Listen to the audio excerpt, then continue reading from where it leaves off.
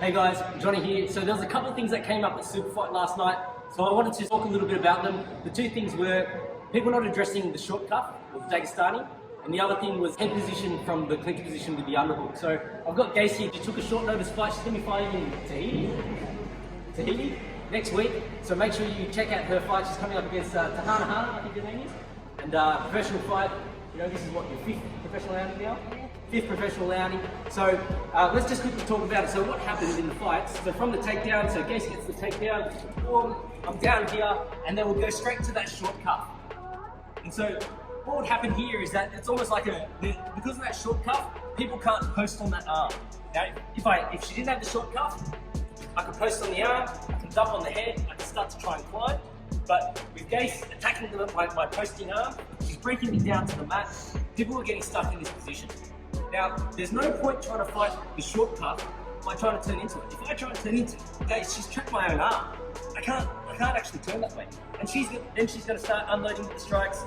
So me staying here with my hand around her head, this isn't going to help me at all. She can still strike. Even if I try and check at the shoulder, she can still strike. She can come around my arm. So the smarter way to try and actually create a scramble, because I'm going to need to create a scramble. She's got a great control here. I'm going to have to cover my face so that if she does turn strike, I'm going to now need to come belly down. Now at least belly down when I'm flat out, she doesn't have any hooks in. So the next thing that I need to address is preventing the hooks to come in, and I need to try and get up. So from this position, depending on what Gase does, if she stays low and she's throwing strikes, I can start to build, okay? If she starts to climb to throw those strikes, I can still start to build. Because I can either bring my legs towards me, so Gase climbs again, put the short cuff, right? She climbs to me. See how I can bump up, bring my knees in. So I've got two ways. I can either try and push back to try and get into the turtle position, or if she climbs high, the weight's now more on my upper back, I can bring my legs underneath me. And once I get to this position, now I need to start addressing the position. I need to get up, I need to prevent the hooks from coming in. So you can see in that turtle position, I've brought my hands in tight, and I'm gonna start to walk up.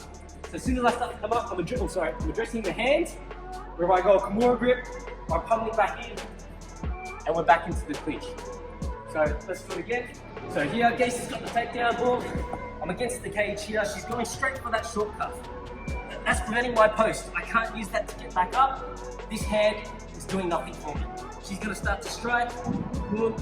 I'm better off protecting my face, coming belly down, and I need to pay attention to where her balance is.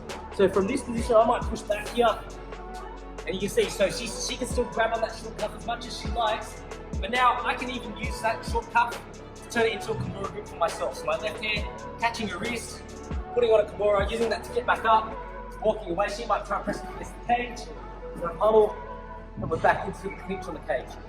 So that was one of the things that came up multiple times last night.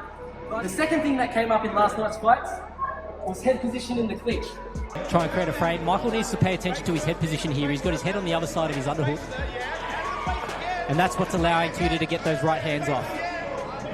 So in Australia, Massa A-class amateur rules, knees to the head are allowed. So when we're in this position, Gase's head is on this side of me. I've got an overhook, I've got the whizzer, she's got the underhook, but her head is on the opposite side. I can use my hand to dump her head down, catch that grip, and I can knee to the head from this position. So very, very dangerous position to be in. Came up quite a lot, I think in the Michael Chamorro fight, that did come up. So Mike would have the head on the far side, and what was happening is that he was eating some shots here, but also the knees. You see if Gase keeps her head on the same side as her underhook, she's partially protected here, because the head is, I can only really sort of just tap just on the side, okay? But you can see I definitely can't knee from this position. She goes head to the opposite side, okay? I can wear her down. Even in this position, I can knee from there.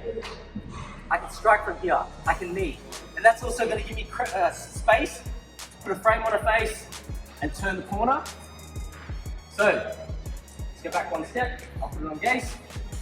So here, when I have that underhook, very, very important, I need to kill her ability to bring my head down to land her strikes on that side.